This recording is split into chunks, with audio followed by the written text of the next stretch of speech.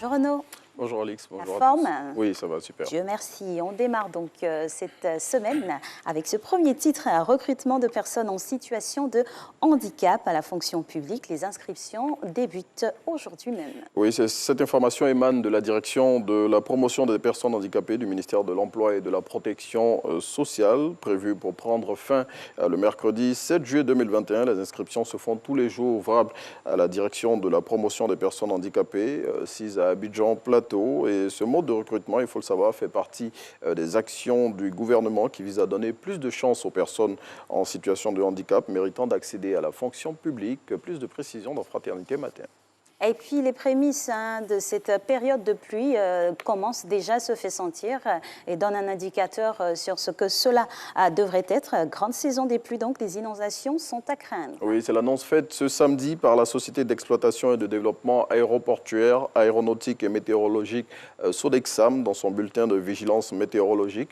Et donc selon la Sodexam, avec le début de la saison des pluies, des inondations sont à craindre dans le district d'Abidjan sur la période du dimanche 6 au mardi 8 juin 2021. Et la Sodexam, à travers cette alerte, invite les populations à la prudence selon Soir Info.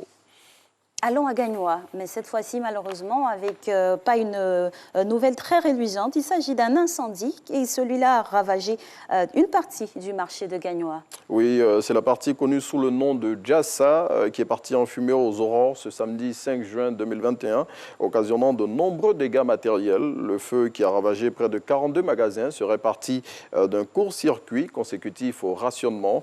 Les pompiers civils de la ville qui sont arrivés sur les lieux peu après le départ de l'incendie l'ont circonscrit aux alentours de 8h30 selon le Patriote. C'est bien dommage. En tout cas, comme on le dit ici à Abidjan, en Côte d'Ivoire, Yako à toutes ces personnes qui ont perdu des biens.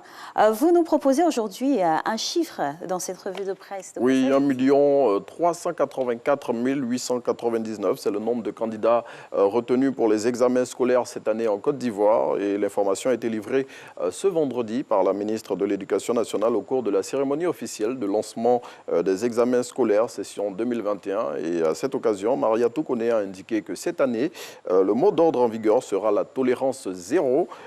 Tous ceux qui se rendront coupables d'actes indélicats subiront non seulement la rigueur de la loi, mais s'exposent à des mesures disciplinaires pouvant aller jusqu'au bannissement du système éducatif.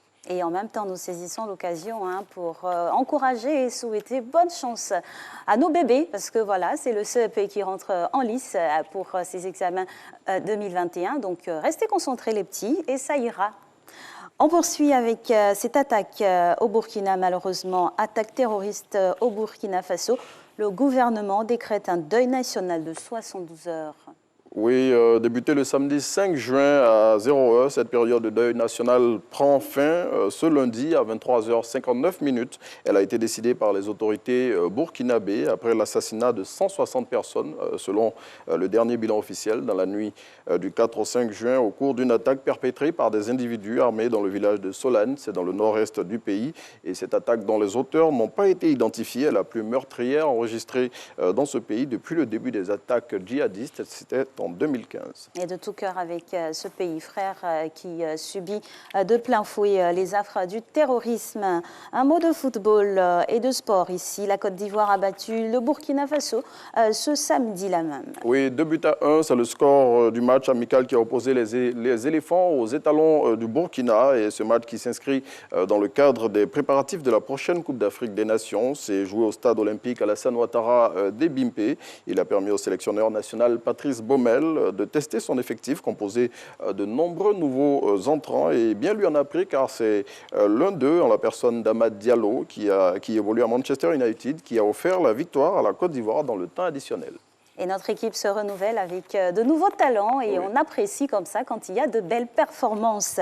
On continue de parler de sport et cette fois, on s'intéresse au championnat d'Afrique de taekwondo où les éléphants ont réalisé de belles performances avec des victoires. Oui, c'est le cas de le dire. Les athlètes ivoiriens engagés dans cette compétition ont remporté 2 médailles d'or, 2 d'argent et 2 autres en bronze. Emmenés par Ruth Gbagbi, les éléphants taekwondoïnes ont fait sensation lors de la 12e édition de cette compétition qui s'est tenue à Dakar, au Sénégal, ce week-end.